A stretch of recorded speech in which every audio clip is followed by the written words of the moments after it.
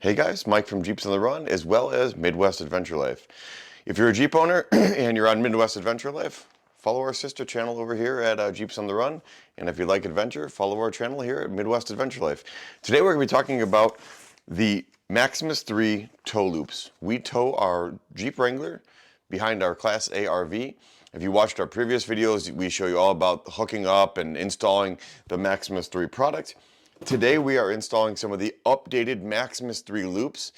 We're going to get into the details of why we chose Maximus-3, and we're going to get into some details on some important updates and what you should know if you're towing your Wrangler behind your RV. Follow our other videos all about braking systems, electronic light installs, battery chargers, and even simply how to hook up your Wrangler to your RV. We've got a lot of information here, so we're gonna head up to the garage and we're gonna put these Maximus-3 loops on our brand new 2024 Jeep Wrangler 4xe Sahara. Keep in mind, this information is relevant regardless if you've got a 4xe or not. So let's get going.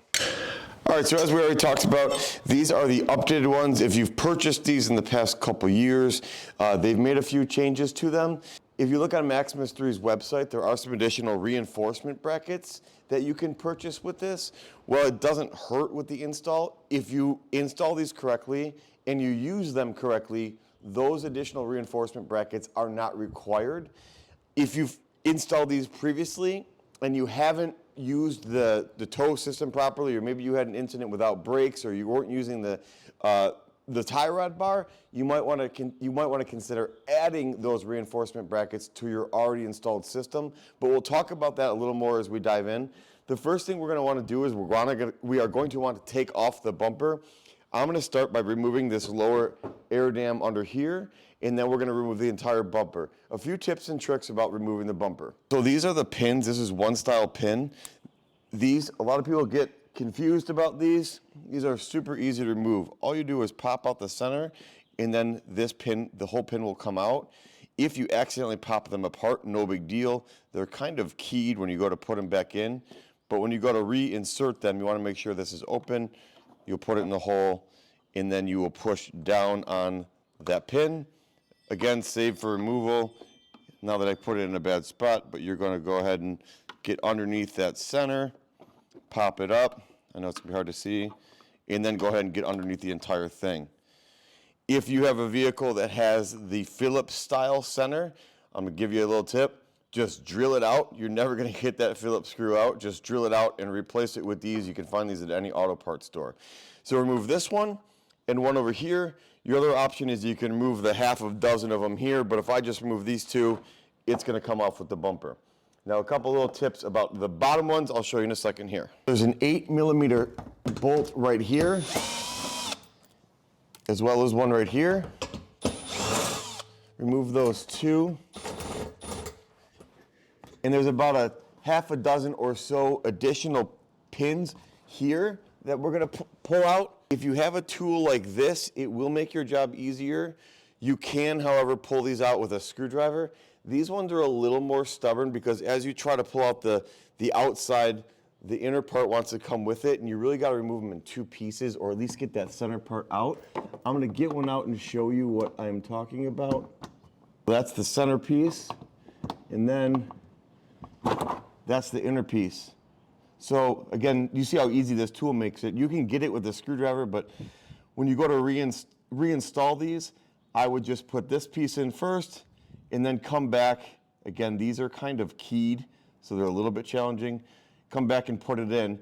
You can install them like this first, but you're gonna have to push it in at the base. Otherwise, before it gets all the way seated, that's going to close and you're not going to get it back in. All right, so now we got the plastic air dam out and out of the way. The next thing I'm going to remove is this metal shield. This, I guess, in theory, you don't have to remove, but when we install our lights, I'm going to have to cut a chunk out of this. And if you're interested in the lighting install side of this, you can watch our other videos about how we wire this for lighting and keep the Jeep still looking nice. So it's just those two bolts. You kind of got to pop it up and remove it. So next thing we're going to do is there are bolts inside. If you get kind of underneath the bumper, you're going to see on each side of this tow hook, you're going to see four nuts on the back side.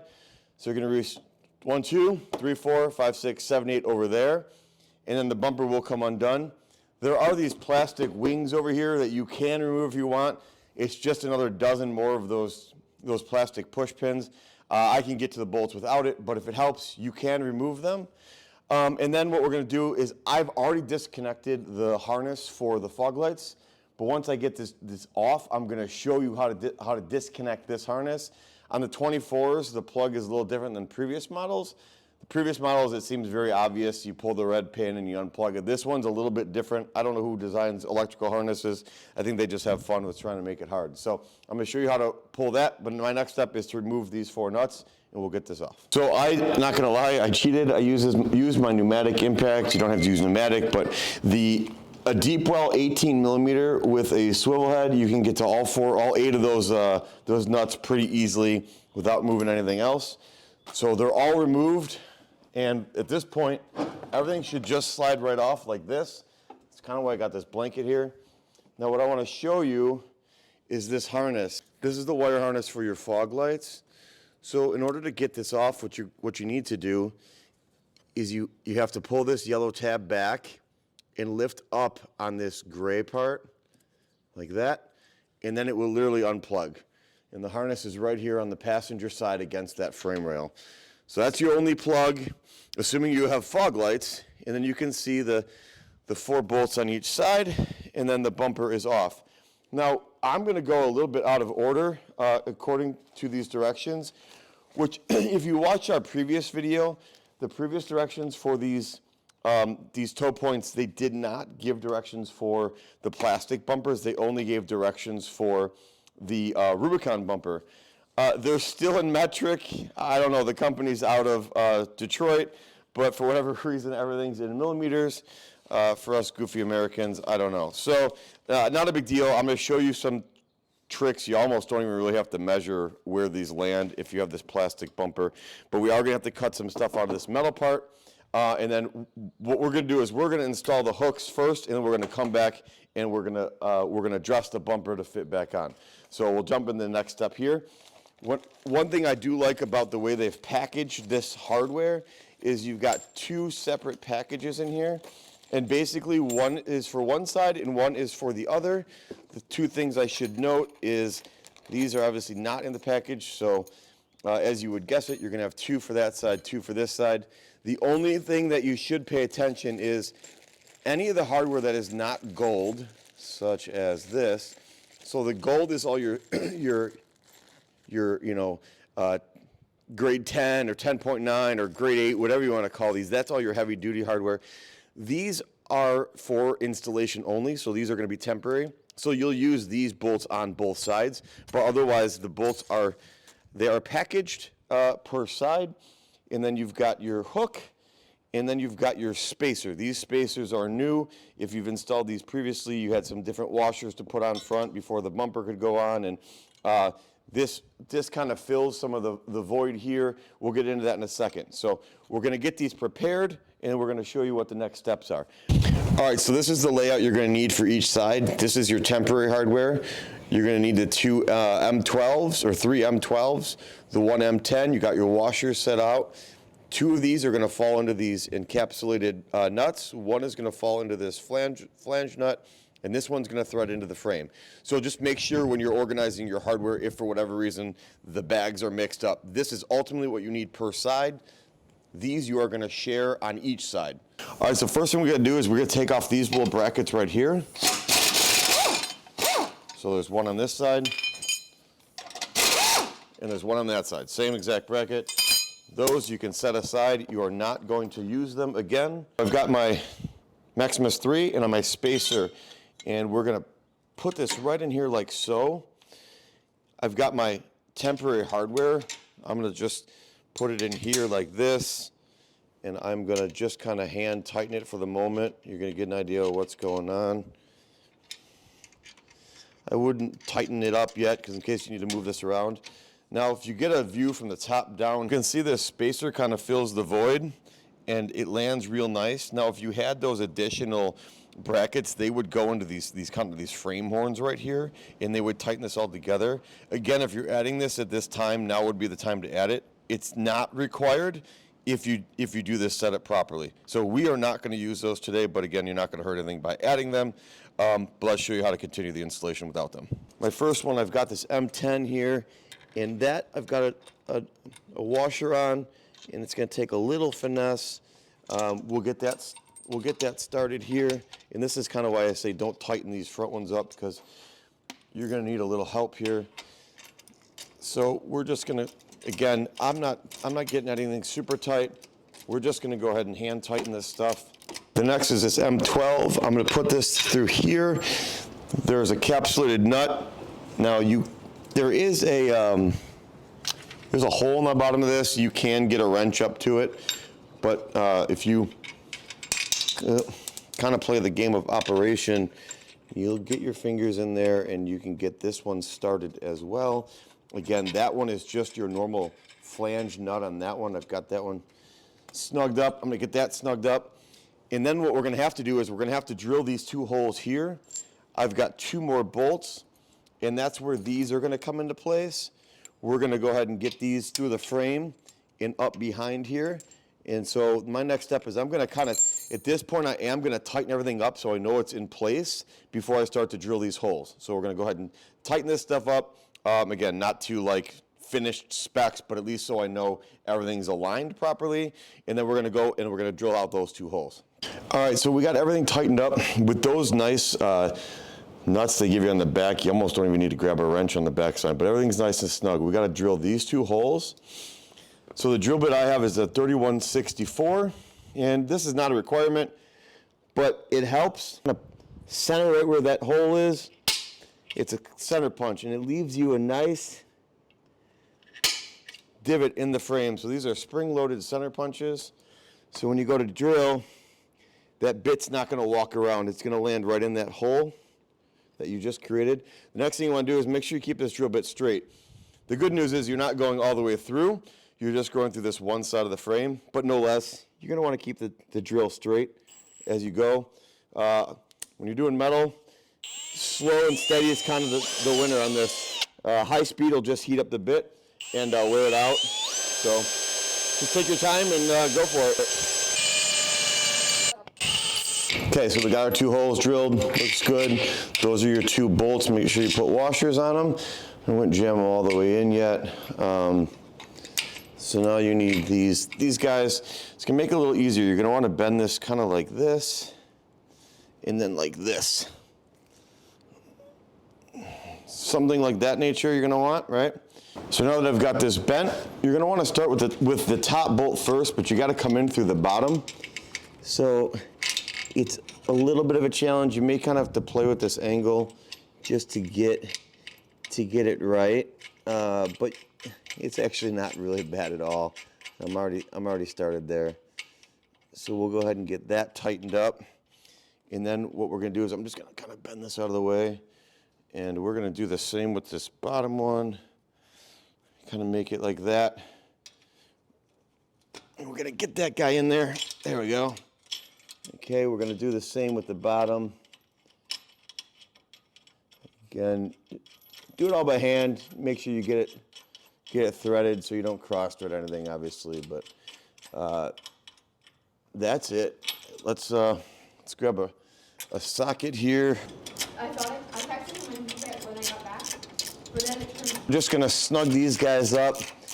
We'll go back and tighten everything up. And then what we're gonna want to do is we're gonna want to get rid of these so the bumper can go back on. But I'm sure there's multiple ways of doing this. I don't think there's a right or wrong way. There's one way, and there's another bend point right there. I'm probably gonna grab a pair of pliers and I'm just gonna bend. I'm gonna break that side off, and I'll push them in with a screwdriver. If you leave them there, what's going to happen is it's going to interfere with getting your bumper back on. But that's it, guys. We're going to tighten this all up. I'm going to repeat the process on the other side. But this one threads into the frame itself. This one, you're going to go ahead and put the nut on the back. These 2 you need to drill, and you need to put these capsulated nuts, tighten it all together, and repeat on the other side. And then what we're gonna do is we're gonna come back and we're gonna show you how to cut the bumper properly.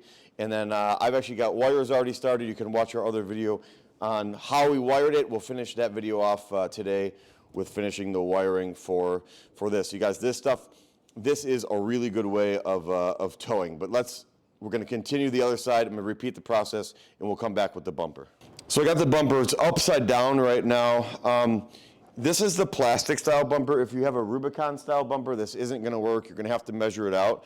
But for those of us with the plastic bumper, you still have this metal frame in here, and that's what we need to cut out to accommodate.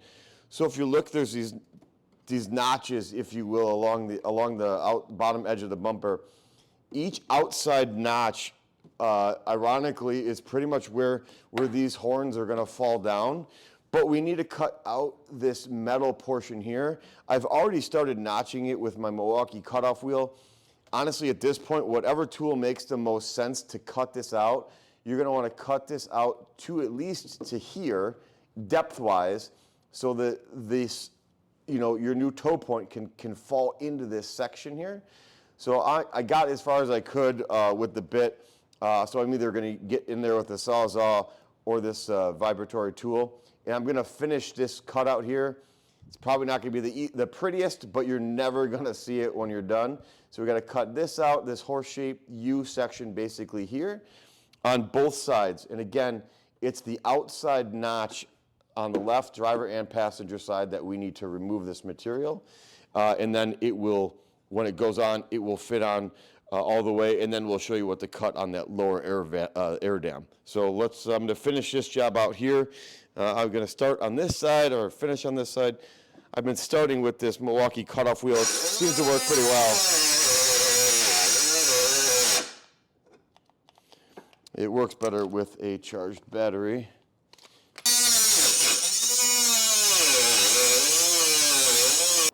You can only get so deep with this, before hitting guards and whatnot. All right, so I got my Sawzall with a nice metal blade, and let's see if this does any better.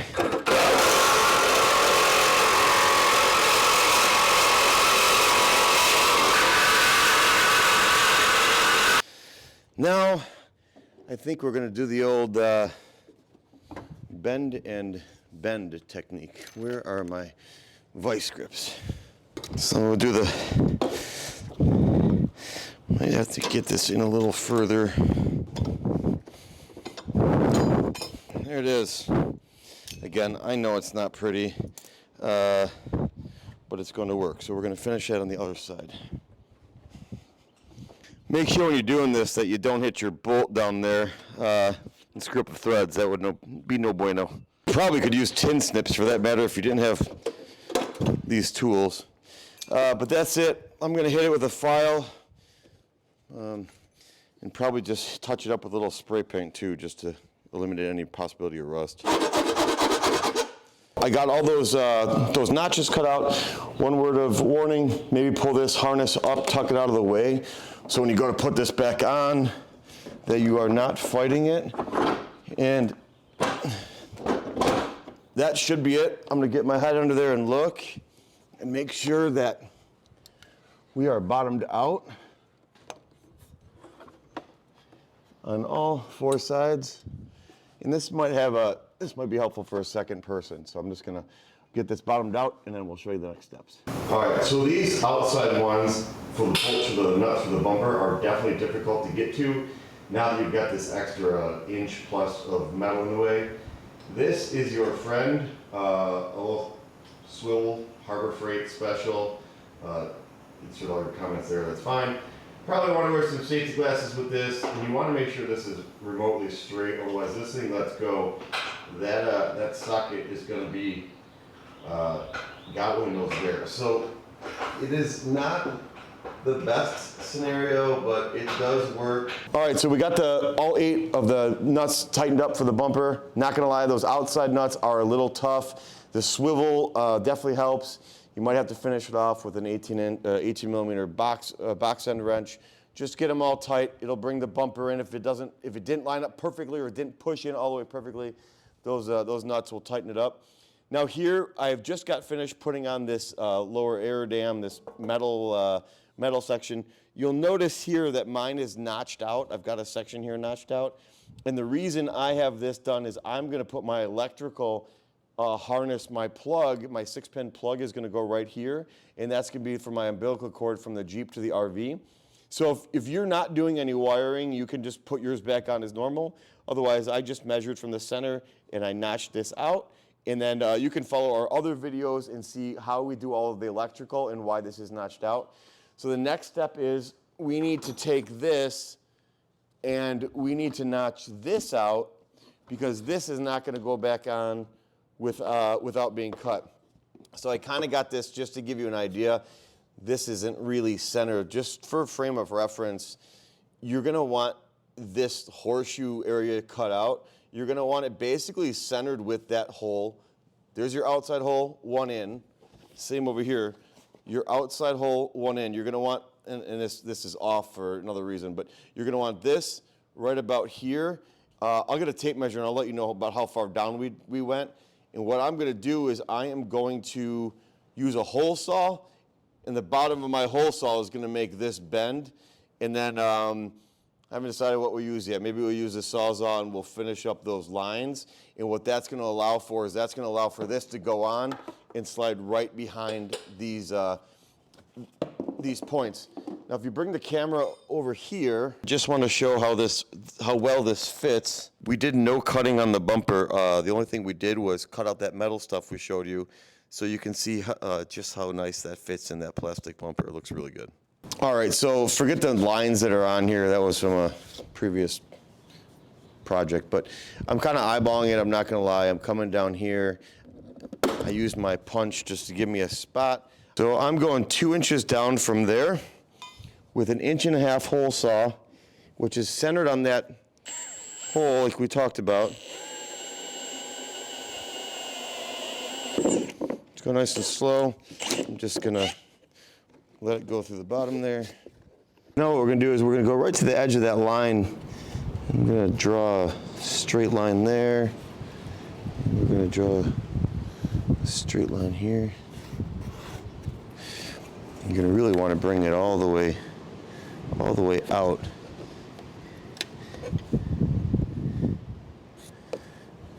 Yep.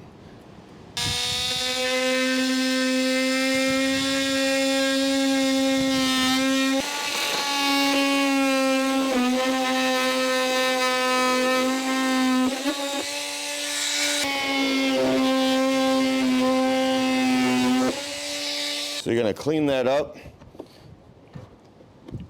And that is gonna fit right around that ring, assuming we did this right. I'm gonna repeat this step on the other side, and we'll show you mounting it up. So we got both sides cut out, measured down 2 inches, 1.5 inch hole saw, and ran my line straight up. Again, just centering on this. All this stuff I've really done no measuring short of that 2 inch measurement. If you center on those pins and you center on that, you almost don't even need a tape measure. So I'm gonna throw this in just to test it. So fits there, and if you zoom in on that, I don't think you could get much better. That's perfect.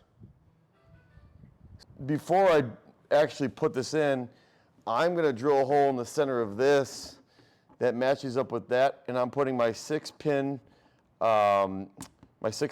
harness plug adapter here, and then I've got my wiring. So for me, my next step is to finish the wiring. In order to put that back on, remember you've got all those plastic pins. We talked earlier on tips on how to putting those back in, and don't forget your 2 8mm bolts in the bottom. Otherwise, if you're interested in learning how we wired it, follow our other video again with all the wiring tips and tricks. Guys, these things are really good. We've been using the Maximus-3 hooks since our first JL, which was when they first came out in 2018. I have never had any issue, any failures with these at all. Maximus-3 is really, really in the forefront of making sure everyone does this right and does it safe. If you assemble these properly and put them on properly, you don't need those reinforcement tabs. They're not going to hurt, but you don't need them. When you're towing, you want to make sure that you have the tie rod bar in between here and there, and that's on your drawbar, your tow setup. And the reason of that is when the vehicle comes to a stop, your tow bar is like this. And if you don't have that triangular link in the middle, the Jeep could want to push out like that as it comes into the vehicle. So that just kind of helps tie the whole system together. But even more importantly, you want to make sure you have a braking system inside your Jeep. Without a braking system, you have all that weight pushing into the back of the RV. I know a lot of people say, well, my RV's, it's 50,000 pounds and I don't need a brake system. Well, for one, it's illegal in pretty much all but 2 states. And 2, it's easier on your RV, it's easier on your Jeep, it's easier on your equipment. So don't ride without a brake system. You can see our other video. We talk all about the RVI. I'll give you a link to purchase the RVI. I've got links in the video to purchase all this stuff. Maximus-3 is not a sponsor of the channel. We are just, I couldn't say enough about their product. They do a great job. I've talked to Joe over there numerous times. He's the owner. Very, very technical, very involved in his product, and it's absolutely top-notch quality. So check out our other videos on how to connect this to your vehicle, and we will have an updated vehicle just tying it all together and everything else. But we've got a lot of content both on Midwest Adventure Life and Jeeps on the Run, all about dragging your Jeep behind your RV. So again, if you are done, put this in, and congratulations, the job is done. If not, follow the other video for wiring. As always, please like and subscribe, comment below, let us know about where your next adventure is, and let us know what you tow behind your RV. So thanks, and we'll see you on the next video.